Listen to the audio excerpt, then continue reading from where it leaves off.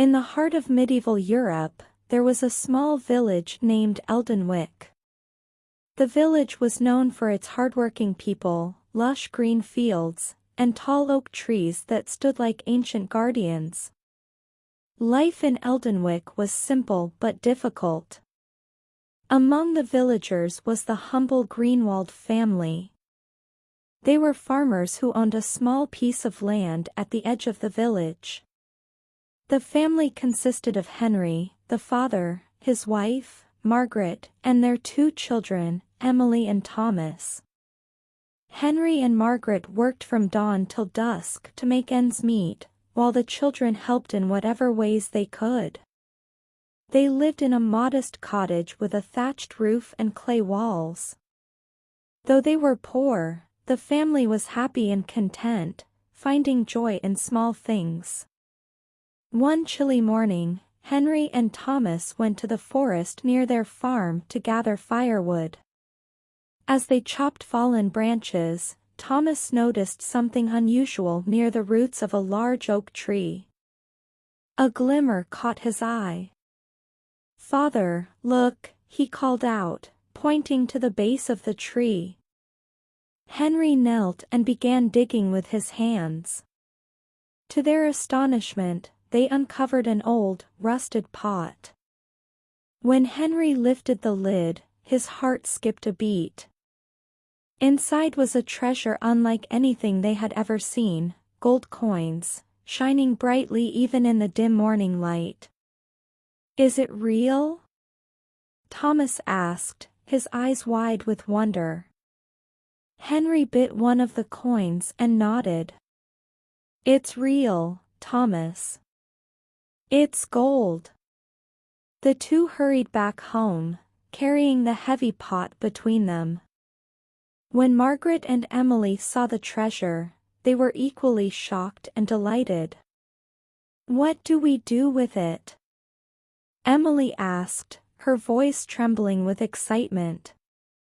Margaret, ever the wise one, said, "We must be careful. If the villagers find out, they might accuse us of stealing or demand a share. Let's keep it a secret for now." The family agreed and hid the pot of gold under the floorboards of their cottage. That night, they couldn't sleep. Dreams of a better life danced in their minds.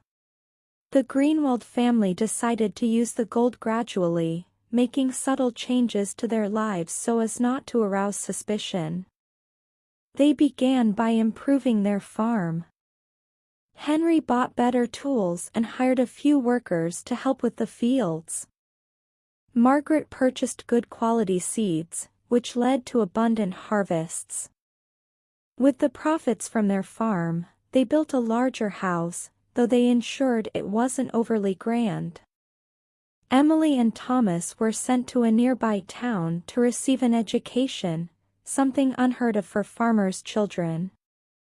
Word spread about the Greenwald's success, but no one suspected the truth. The villagers believed their prosperity was due to hard work and clever planning. Over the years, the family used the gold to expand their land, buying fields and even a mill. They began trading their crops in nearby towns, earning more wealth and respect. Henry and Margaret became known as generous and fair, often helping those in need. As the Greenwald's wealth grew, so did their influence.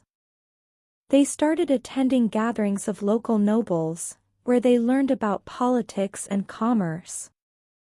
Margaret, who had a sharp mind for business, suggested investing in trade. They used some of the gold to purchase a small fleet of merchant ships. These ships traveled to far-off lands, bringing back exotic goods like spices, silk, and fine wines. The profits were immense. Soon, the Greenwalds were no longer just farmers, they were among the richest families in the region. Emily and Thomas, now well educated, played key roles in managing the family's affairs. Emily was skilled in diplomacy, often negotiating trade deals, while Thomas excelled in managing the logistics of their growing enterprises. Despite their wealth, the family remained humble. They continued to give back to the village, building a school and a small hospital. Their generosity won them the love and loyalty of the villagers.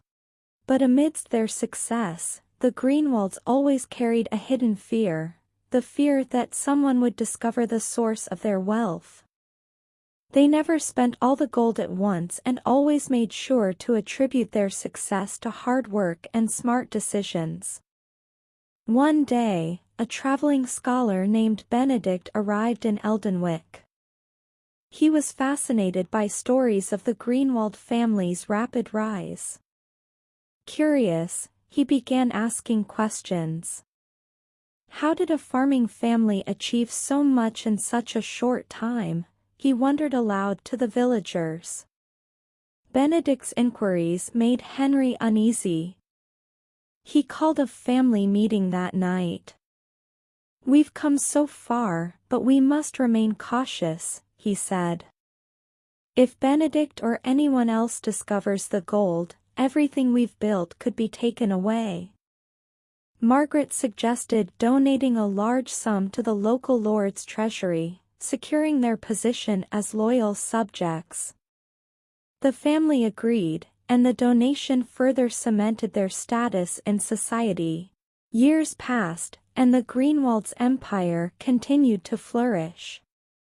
Emily and Thomas married into noble families, strengthening their ties to the aristocracy. The pot of gold, now nearly empty, had served its purpose. Henry and Margaret, now elderly, looked back on their journey with pride.